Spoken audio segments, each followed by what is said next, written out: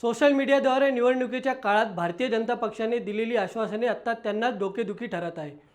मात्र वास्तवात कितपत संदर्भ आहे याचा विचार करून सोशल मीडियाचा अर्थ घ्यावा, असं मत शहराध्यक्ष योगेश गोगावले यांनी व्यक्त केलं आहे.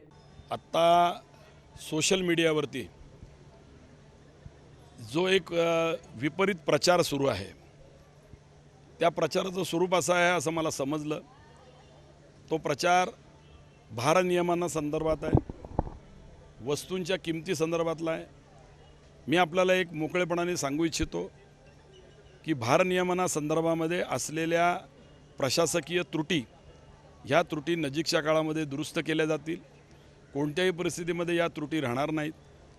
भारनियमना संदर्भामधला असलेला प्रत्येक मुद्दा हा तपासून पाहिला जातो आहे आणि त्याच्यामध्ये जे जबाबदार असतील त्यांच्यावर योग्य ती कारवाई केली जाईल, अशा प्रकारचं आश्वासन हे आपल्याला मिळालेलं आहे आणि ते आश्वासन आम्ही नक्की पाळू.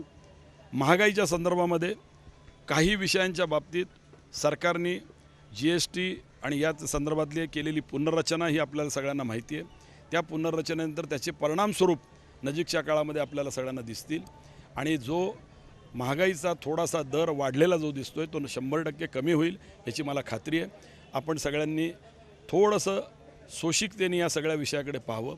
भविष्यकाळामध्ये राजकीय प्रामाणिकपणाच्या आधाराने जी फिल्म पूर्वी व्हायरल केलेली होती, त्या फिल्ममधल्या असलेल्या जनतेचे प्रतिनिधी जनतेच्या खिशातले पैसे काढणारे होते.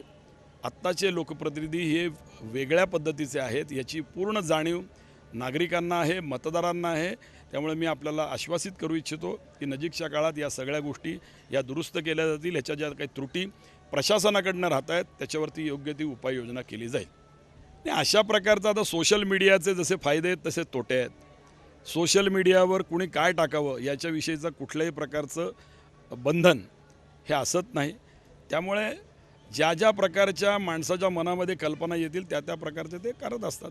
त्याला वास्तवाचं कितपत संदर्भ आहे हा वाचकांनी किंवा व्हायरल झाल्यानंतर प्रत्यक्ष ज्यांच्यापर्यंत तो पोचतो त्यांनी विचार करून तो सोशल मीडियाचा अर्थ घ्यावा, त्याविषयीचा आपला समज करून घ्यावा, एवढंच या निमित्ताने आवाहन.